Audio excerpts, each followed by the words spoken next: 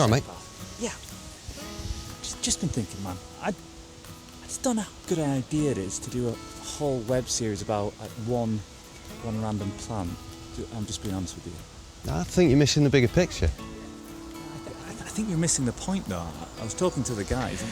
If you're going to make a YouTube series about a single plant, it's important to show the audience that you've done some research. So that's what I did.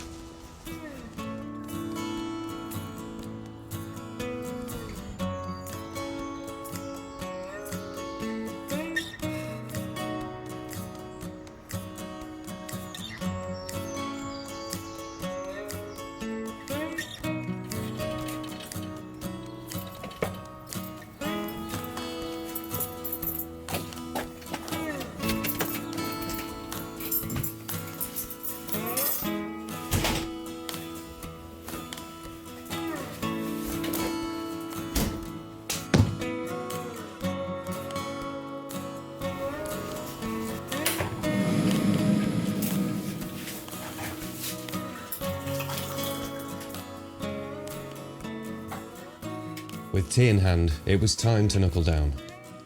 After hours of intense research using a computer, I was able to determine that Himalayan balsam comes from the Himalayan region. By some means, it was transported 5,000 miles from there to here, and then it hit me. I know a man whose family is from roughly around that place, and that man happens to be my best man, so I decided to give him a call.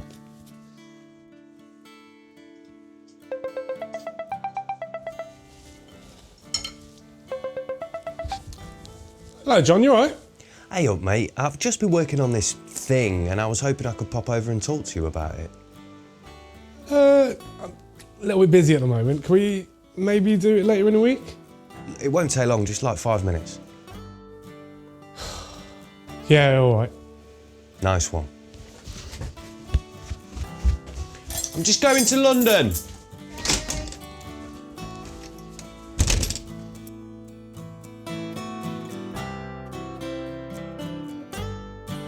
London?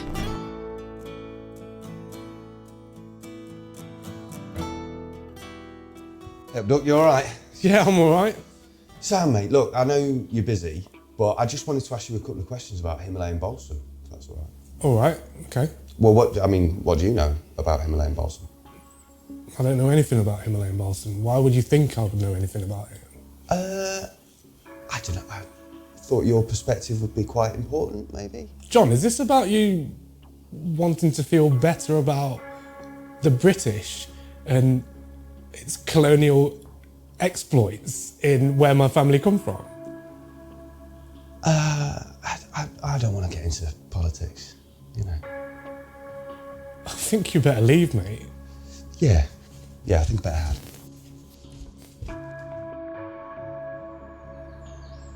Talking to Arun had given me a bit of perspective.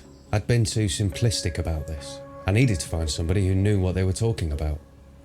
Meanwhile, I needed to relax, so I decided it was time to sit in the garden and get into a good session of phone scrolling.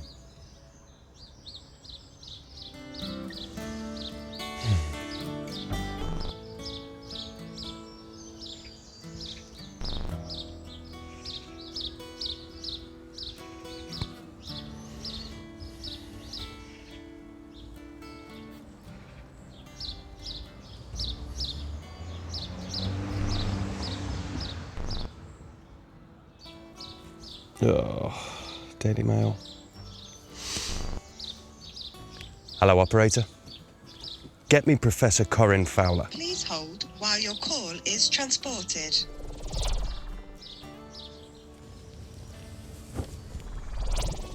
Hi, Corinne. Hello. Hello. Where are we and why are we here? We are in Moseley Bog, which is a really amazing nature conservation area right in the heart of South Birmingham. It's stunning.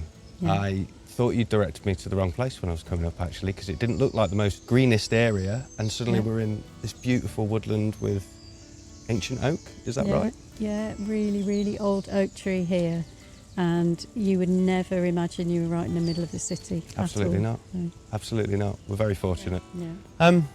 Without wanting to beat around the bush then, Why might I have asked you to come and speak to me about Himalayan balsam?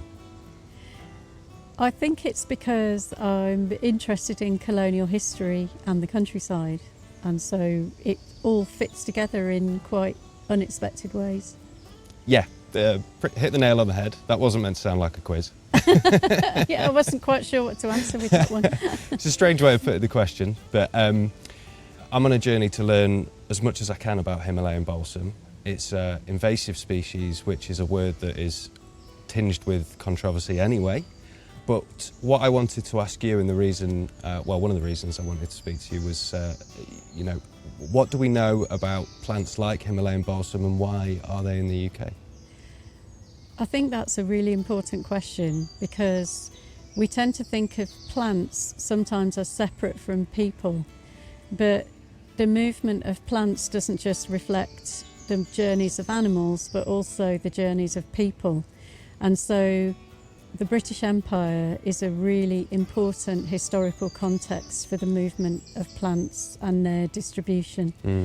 All of the people who went out hunting plants and discovering things about botany were entering the colonies, and they were using colonial, commercial and trade shipping routes. They were using slaving ships, and all of these plants reflect, and the movement across continents reflect both the voluntary and involuntary movement of people. So voluntary being all the colonial figures who went out to make a profit in the British Empire, and involuntary movement of people being people who were enslaved and maybe carried seeds in their hair or amongst their clothes, so that they had something from their homeland to plant in a new continent. So Himalayan balsam was brought by John Forbes in 1839, I think, to Kew Gardens, this great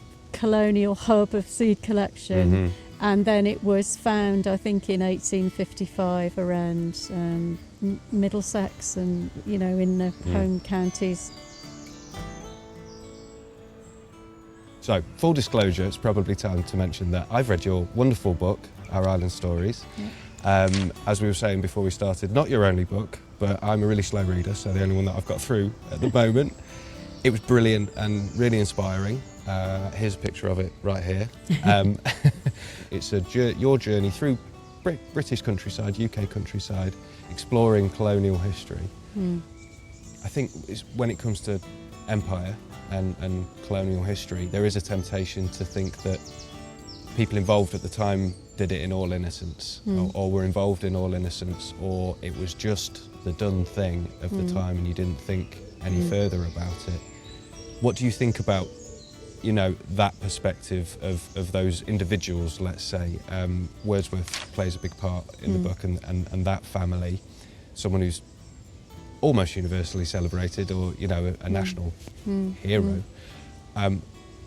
It must be difficult for fans to try and imagine the individual and their involvement. Do you think that's an important perspective shift?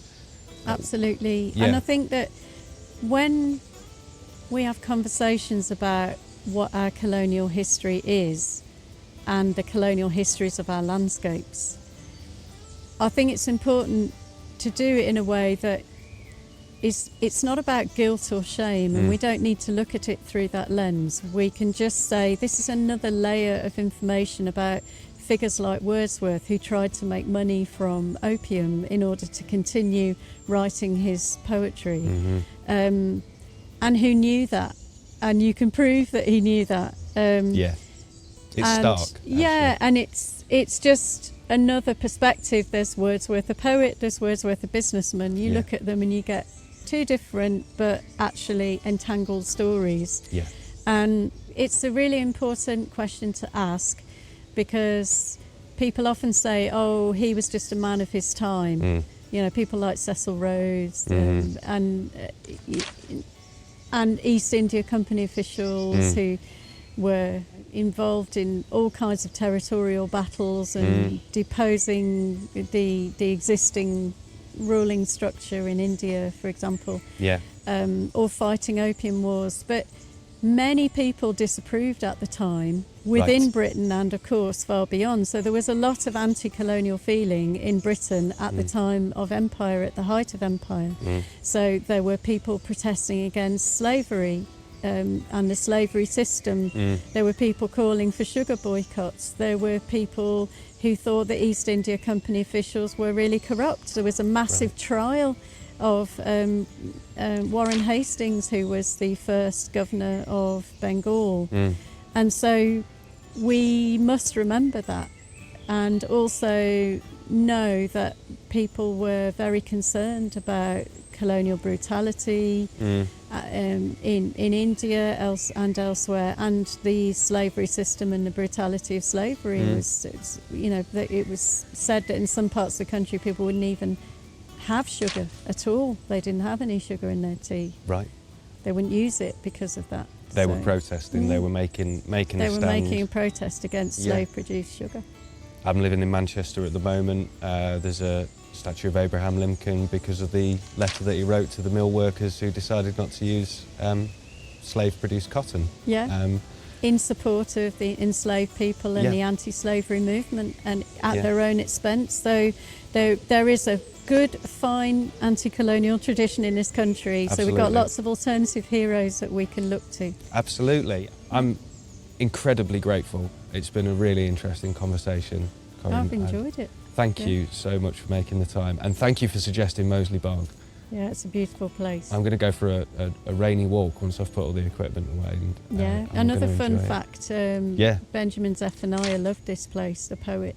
And Really? He used to come here all the time, and he did a whole series about it. You can listen to the podcast. Another Midlander, like us. That was a point I meant Birmingham to make. Man. He's a Birmingham man, isn't he? Yeah, spirit of Birmingham. Yeah, Benjamin truly. Zephaniah. Truly. What, like really great accent, for a West Midlands accent. I did mean to say, actually, it's a pleasure to speak to a fellow Midlander, although I'm an East Midlander, and I sometimes don't think we get enough credit for being just as Midlands as the West Midlands. Yeah, I think you probably don't. No, yeah, I think do you're right. work in Leicester, so respect. Yeah.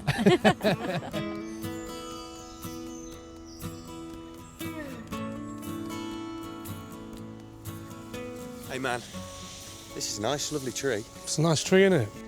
Yeah. Look, I'm really sorry about earlier. It's quite embarrassing. It's ignorant, and I'm sorry. I'm sorry. John, that's big of you. All's forgiven. But people do want the crown jewels back, though. That seems fair. Should we go and find some balsam? Let's do it.